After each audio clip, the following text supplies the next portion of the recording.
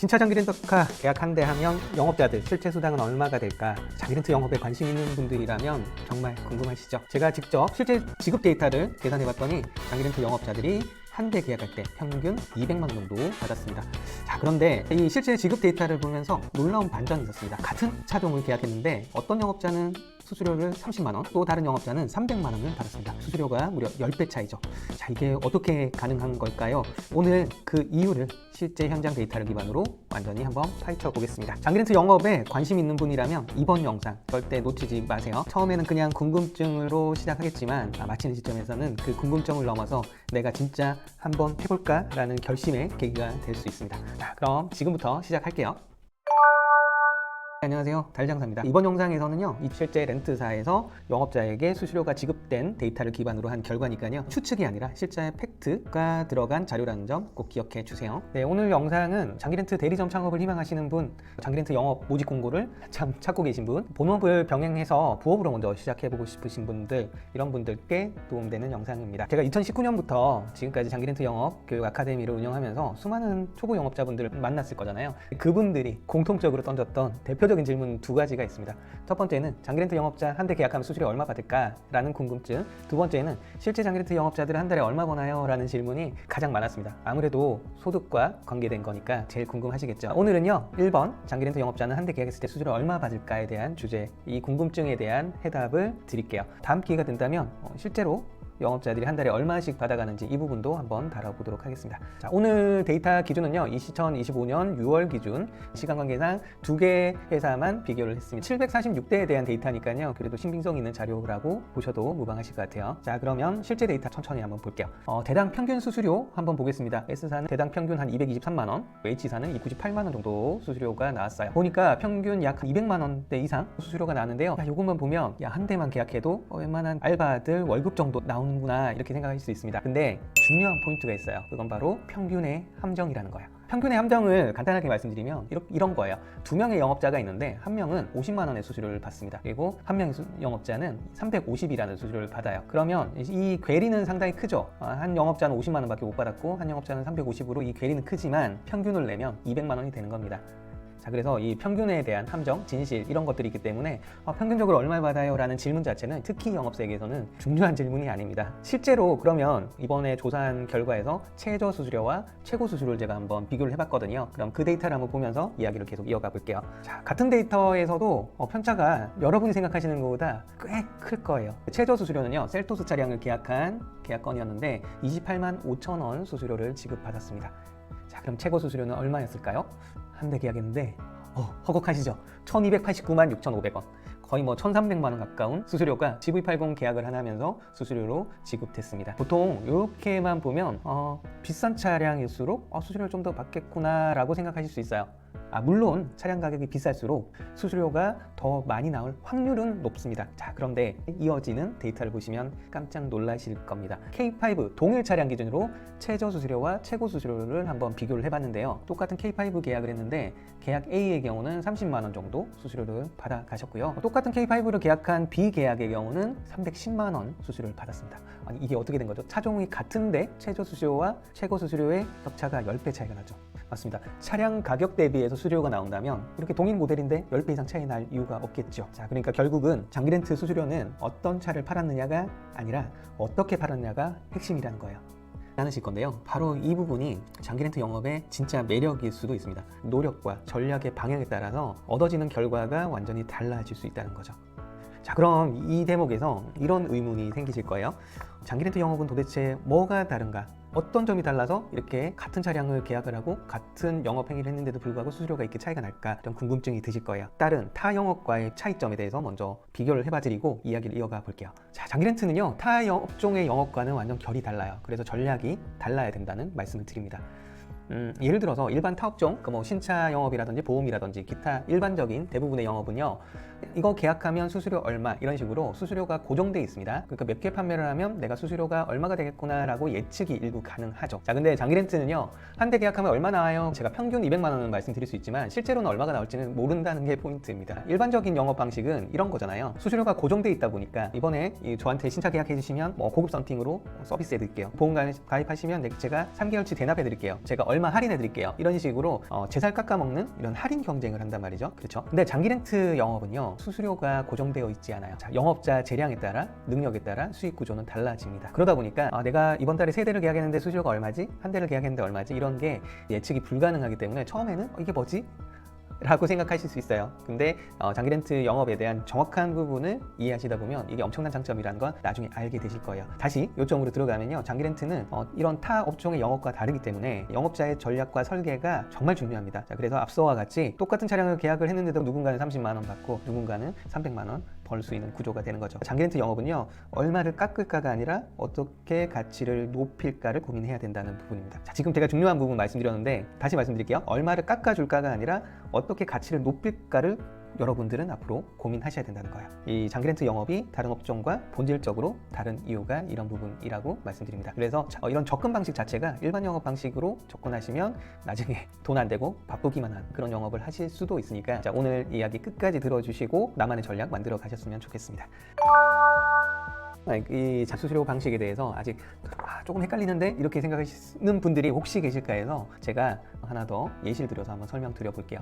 도소매 방식으로 한번 수익 구조를 한번 비교 한번 해볼게요. 원가 50만 원짜리 상품을 판매자 A와 B가 판매한다고 우리가 가정을 해볼게요. 판매자 A는요, 50만 원 원가의 상품을 51만 원에 판매를 했습니다. 그러면 원가 빼면 판매자 A는 만 원이 남죠. 자, 판매자 B는요, 다른 전략을 세워서 60만 원에 판매를 했어요. 같은 제품을요. 자, 그러면 판매자 B는 같은 상품을 판매했지만 수익은 10만 원이 됩니다. 10배의 수익 구조가 차이가 나는 거죠. 신차 장기 렌트 영업은 이런 것처럼 내가 전략에 따라 만 원의 수익을 가질 건지 10만 원의 수익을 가질 건지를 누가 판단하느냐, 누가 기획을 하느냐, 판매자가 결정을 하는 겁니다. 그러니까 영업자가 내가 만 원 남기고 팔 건지 10만 원 남기고 팔 건지 스스로 전략을 짜서 결정을 하는 거죠. 자, 그래서 가격보다 전략의 차이가 더 중요하다고 앞서부터 계속 말씀을 드리는 이유예요. 여기서 제가 한 가지 질문을 드려볼게요. 만 원 남기고 판매한 판매자 A, 10만 원 남긴 판매자 B, 둘 중에 착한 판매자와 나쁜 판매자를 고르라면 대부분은 이렇게 생각할 거예요. 가격이 높게 판매한 사람은 바가지 씌운 나쁜 사람이다 라고 생각할 거고요. 가장 싸게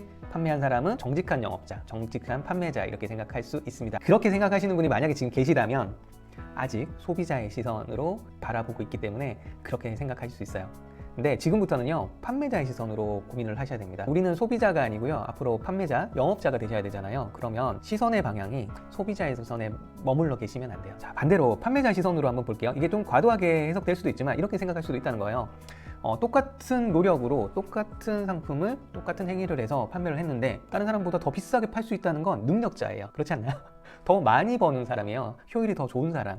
그러면 판매자 시선으로 보면 10만 원 남긴 사람이 성공한 판매자입니다. 그리고 저가 판매한 사람은 어떤 측면에서는 능력이 없어서 싸게 파는 사람, 이렇게 해석될 수도 있다는 거예요. 자, 그러면 제가 다른 질문을 하나 드려볼게요. 지금부터 소비자가 아니라 판매자 관점으로 생각해 볼 시간이에요. 자, 이렇게 생각해 보시죠. 경쟁자는 나보다 10배를 더 남기고 판매하는 상품을 판매자 A는 왜 만 원밖에 남기지 못하고 판매를 했을까요?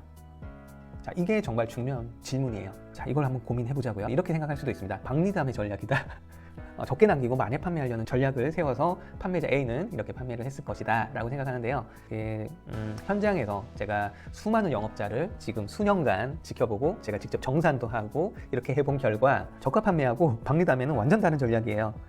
박리담에는요, 고도의 전략과 자금력도 좀 필요해요. B라는 판매자가 하나 판매할 때 나는 10개 이상 판매를 해야지 남는 장사가 되는 거잖아요. 그러기 위해서는 규모의 경제가 돼야 되고요. 그러기 위해선 자금력과 어떤 고도의 전략이 더 필요한 겁니다. 근데 일반적으로 대부분의 사람들은 저가 판매를 하고 있다는 거죠. 자, 이 부분에 대해서는 제가 뒤에서 다시 한번 더 설명을 드릴게요. 자, 그러면 제가 다른 관점에서 말씀드려볼게요. 주식시장에서 강제적 장기 투자자라는 말 혹시 들어보신 적 있으세요? 원래는 주식을 매수를 하면서 장기 투자할 의사는 없었지만 보유 주식이 물리다 보니까 마이너스 30% 50% 이렇게 물리다 보니까 언젠간 오르겠지 하고 그냥 계속 기다리고 있는 강제적인 장기 투자자를 얘기합니다. 자, 근데 영업에서도 이거랑 좀 비슷해요. 영업에서도 경쟁에 밀려서 어쩔 수 없이 이런 식으로 박리담회로 밀려난 영업자들이 상당히 많을 수 있다는 부분입니다. 자, 이런 영업자들의 공통점은 하루하루 쫓기듯이 여유 없이 영업을 한다는 특징이 있고요. 여유가 없으니까 배우려는 의지도 없고 어떤 전략을 세울 여유도 없는 거죠. 그러다 보니까 가장 쉬운 방법, 가격을 건드는 방법이죠. 가격을 낮추는 방법이 가장 쉽잖아요. 이런 영업자들의 대다수는 악의가 없더라도 진짜 몰라서 소비자에게 어떤 피해를 주는 경우가 정말 상당히 많아요. 진짜 몰라서 소비자에게 잘못된 정보를 남발하는 경우들을 진짜 현장에서 되게 많이 봤거든요.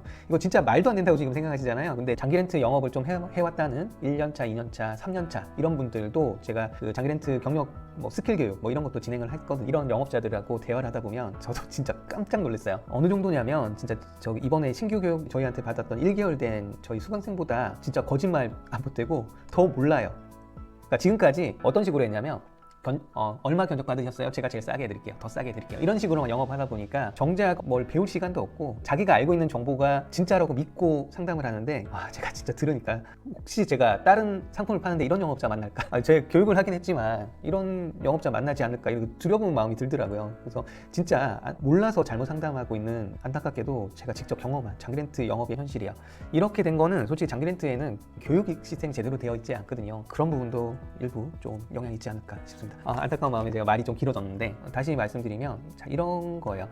아까도 말씀드렸지만 박리담회라는 건 규모의 경제 그리고 고도의 전략과 자금력이 필요한데 어쩔 수 없이 밀리다 보니까 저가 경쟁을 하다 보니 이런 영업자들은 상당히 위험한 영업적으로 전락할 수 있다는 거예요. 가격에 쫓기다 보니까 공부할 시간이 없죠. 이 고객은 지금 이렇게 계약하면 안 되는데 이런 마음이 들더라도 계약 하나가 급하니까 그냥 할 수도 있고요. 정말 자기가 몰라서 잘못된 정보를 고객에게 전달하는 케이스가 상당히 많이 발생합니다. 자, 그렇게 되면 어떻게 돼요? 저가로 판매하다 보니까 몸은 좀 바빠졌는데 돈은 안 되다 보니까 결국은 폐업을 하게 되는 그런 케이스가 생깁니다. 그러면 저가 판매를 하는 영업자와 계약한 고객은 어떻게 돼요? 나중에 피해 사례가 생겼어요. 영업자한테 따지려고 전화해요. 근데 그 영업자는 연락 두절, 나는 그 일 안 한다고 하고 모르겠다고 발뺌하고 전화 차단하고, 그러면 고객은 어쩔 수 없어요. 왜냐하면 고객이 약정할 때 영업자가 어떤 얘기를 했더라도 약정할 때는 그 약관대로 진행을 하게 돼 있는데 대부분 고객들은 약관을 안 읽잖아요. 그러니까 영업자 말만 믿고 계약을 하다가 이렇게 피해를 보더라도 구제받을 방법이 없습니다. 자, 이게 진짜 억지가 아니고요. 실제로 장기렌트 영업 현장에서 일어나는 정말 안타까운 그림자예요. 어두운 그림자입니다. 자, 그래서 이런 영업자들이 계약하는 이 가격은 싸지만 소비자의 후회는 진짜 가장 비싼 경우가 많다는 점입니다. 여러분들이 지금부터 장기렌트 영업을 시작하신다면 이런 영업자가 되시면 안 되겠죠. 자, 이 가격에 대한 오해들이 있습니다. 내가 그래도 비싸게 팔면 안 되잖아. 아직도 소비자의 마인드에 좀 더 가까우시니 그런 생각하실 수 있습니다. 나는 그래도 좀 싸게 팔아야 되지 않을까? 라고 생각할 수 있어요. 그 생각을 살짝은 깰 수 있는 힌트를 하나 좀 드릴게요. 똑같은 새우깡이에요. 이마트에서는 990원을 판매하는데요. 편의점에서는 1,700원에 판매를 합니다. 동일한 새우깡인데 700원 넘게 차이가 나요. 70% 이상이라고 해야 되나? 편의점이 도둑놈인가요? 나쁜 놈인가요? 자, 두 번째 사례. 자, 버스를 타면 1,300원인데 택시를 탔더니 7,000원이 나왔어요. 똑같은 목적지에 가는데 500% 이상 비용이 차이가 납니다. 이런 부분 어떻게 생각되세요? 그럼에도 아시겠지만 편의점 매출은 대형마트 매출을 앞지른 지 오래됐고 택시를 이용하는 사람은 상당히 많습니다. 그러니까 소비자들은 가장 싼 것이 아니라 가장 만족스러운 것을 선택한다는 반증일 수 있죠. 소비자의 선택의 기준은 물론 가격을 가장 보는 소비자도 있을 겁니다. 근데 생각보다 많은 소비자들은 만족감에 더 포인트를 두고 있다는 부분을 여러분들도 기억하셔야 될 겁니다. 그러니까 가격만이 구매 결정의 절대적인 가치가 아니라는 점을 기억하시고요. 박리담회로 간다. 그것도 나쁜 전략은 아니라고 생각합니다. 가격을 보는 소비자들은 분명히 있을 테니까 그 소비자들을 내가 박리담회 전략으로 이 고객층을 내가 잡겠다라고 한다면 그 전략 자체는 나쁘지 않습니다. 근데 밀려 하는 어쩔 수 없이 하는 저가 전략은 아니라는 그 말씀을 드리는 거고요. 내가 어느 정도 수수료를 보전하면서 고객에게 만족감을 주면서 이 고객층을 타겟을 잡겠다라고 한다면 이 고객들에게 어떤 편의와 신뢰를 줄 것인지라는 부분을 고민하셔야 된다는 거죠. 질문을 드려볼게요. 어떤 계약이 진짜 좋은 계약일까요? 가격을 낮추는 영업, 가치를 높이는 영업. 이거는 정답은 없습니다. 내가 어떤 포인트로 어떤 전략을 짜고 갈 건지가 중요하다고 말씀을 드리는 거예요. 앞서 했던 질문을 다시 드려볼게요. 만원 남긴 판매자 A 그리고 10만원 남긴 판매자 B, 어떤 영업자가 착한 영업자냐? 라는 질문에서 당연히 A가 싸게 팔았잖아, 그 영업자가 더 좋은 영업자지, 이렇게 답하시는 분은 지금 안 계시겠죠? 어찌 보면 10만원 남긴 판매자 B의 경우는 신뢰로 완성한 영업이 아닐까 싶어요. 단 가격만 파는 게 아니라 고객에게 어떤 가치를 제안하는 사람일 수도 있습니다. 고객에게 일어날 수 있는 리스크를 미리 설명을 해주고 더 큰 피해를 막아준다면 어떤 문제점이 발생했을 때 해결책을 제시를 하고 지속적인 신뢰를 계속 쌓아간다면 어떨까요? 그렇다면 고객은 신뢰하고 계약하겠죠. 자, 그리고 이런 영업자들은 수익이 안정적이기 때문에 오랫동안 아마 영업하고 있을 겁니다. 고객이 나중에 3년, 5년, 7년 언제가 됐든 다시 필요할 때 이 영업자를 찾으면 언제나 그 자리에 지키고 있을 거고요. 그럼 고객은 이런 편안함, 한번 계약했던 영업자와 다시 계약하는 것과 새로운 영업자와 계약하는 거는 소비자 입장에서도 이런 여러 가지 안정적인 부분이 다릅니다. 특히나 장기렌트 영업의 경우는 여러분 잘 생각해 보세요. 주변에 내 지인 중에 장기렌트 영업하는 사람이 있냐 이렇게 질문했을 때 거의 100명 중에 5분 있을까 말까? 나머지들은 제 주변엔 장기렌트 영업하는 사람이 없어요. 자, 그러면 제가 또 이런 질문을 드려요. 그러면 지인의 지인까지 간다면 혹시 장기렌트 영업자 있을까요? 라고 했을 때도 지인 중에는 없어요 라는 답을 대부분 합니다. 그 얘기는 뭐냐, 내 지인의 지인까지는 장기렌트 영업에 대한 경쟁자가 없다라는 거예요. 그러니까 신뢰를 주면서 상담할 수 있는 경쟁 영업자가 없다라는 얘기입니다. 자, 이거 얼마나 중요한 포인트인지 아세요? 지금 듣고 계신 여러분들 중에 보험하는 지인 몇 명 있는지 손 꼽아보세요. 지인의 지인까지 해서 몇 명 있는지 살펴보세요. 제가 손 꼽아보니까 적어도 한 금방 5명은 넘게 나오더라고요. 그러면 제가 보험을 생각하고 있다면 5명이 다 경쟁자잖아요. 자, 근데 장기렌트는 이게 없다라는 거예요. 얼마나 큰 자산인지 아십니까? 아마 영업을 좀 해보신 분이라면 제가 했던 말이 어떤 말인지 바로 와닿으실 거고요. 영업 경험은 없다 하더라도 정말 이게 큰 자원이라는 걸 알고 계셔야 됩니다. 중요한 포인트는 소개가 정말 많이 나오는 영업입니다. 그러니까 이런 가치 전달, 신뢰 형성이 정말 중요하다는 거예요. 장기렌트를 한번 했던 사람은 열의 아홉은 다시 장기렌트 하고요. 기존에 계약했던 영업자가 계속 신뢰만 형성돼 있다면 그 영업자와 계약을 합니다. 계약이 눈덩이처럼 계속 쌓여가는 게 장기렌트 영업이라는 거죠. 가장 좋은 계약이라는 건 저는 이렇게 생각해요. 고객만 좋은 계약이냐? 아니요. 영업자만 좋은 계약이냐? 그것도 아니죠. 영업자와 고객이 모두 만족하는 계약이 가장 좋은 계약이 아닐까 생각이 됩니다. 여러분들은 영업을 시작하신다면 가치를 제안하는 영업자가 되시길 기원드립니다. 장기렌트 영업 진짜 성공 비법, 이거 뭐 거창하게 썼는데요. 처음에 습관이 중요합니다. 단순히 계약 한 건 한 건 늘리는 게 목적이 아니라 어떤 전략으로 어떤 가치를 전달할까, 나는 어떤 차별화를 두면서 진행을 할까라는 데 포인트를 맞춰야 될 거고요. 그렇게 하지 않으면 가격을 깎는 경쟁을 할 수밖에 없게 됩니다. 여러분의 초반은 그렇게 생각하지 않았더라도 어떻게든 한 대라도 판매하지라는 식의 저가 영업으로 들어갈 수밖에 없고요. 진짜 전략으로, 자금력으로 나보다 앞서 있는 박리담회로 하는 영업자를 앞서가기가 힘들어요. 제가 드리고 싶은 얘기는 많은데 지금도 제가 예상했던 것보다 상당히 길어진 것 같아요. 이번 영상 한 5분이면 끝날 줄 알았는데 제가 많은 얘기를 해드리고 싶은 욕심 때문에 또 길어진 것 같아요. 자, 제가 장기렌트 영업 아카데미를 2019년부터 지금까지 진행하고 있습니다. 혼자서 이 장기렌트 영업을 시작하는 게 쉽지는 않습니다. 다른 영업하고 좀 결이 다르다 보니까 좀 쉽지 않아요. 그렇다 보니 교육이 필요하실 수 있을 텐데요. 정말 제대로 시작하고 싶다는 분들만 제가 댓글로 장기렌트 영업 교육의 상담 신청 폼을 링크를 남겨드릴 테니까요. 남겨주시면 제가 최대한 거고요. 지원해 드릴 겁니다. 정말 제대로 해보고 싶은 분들, 정말 길을 찾고 싶은 분들만 꼭 남겨주셨으면 좋겠습니다. 장기렌트 영업을 통해서 두 번째 월급, 그리고 현재 월급보다 더 많이 받는 그런 길을 찾아가시길 바라겠고요. 서로 윈윈하는 관계 되길. 오늘 얘기는 여기서 마무리하고요. 저는 다른 이야기 준비해서 또 찾아뵙겠습니다.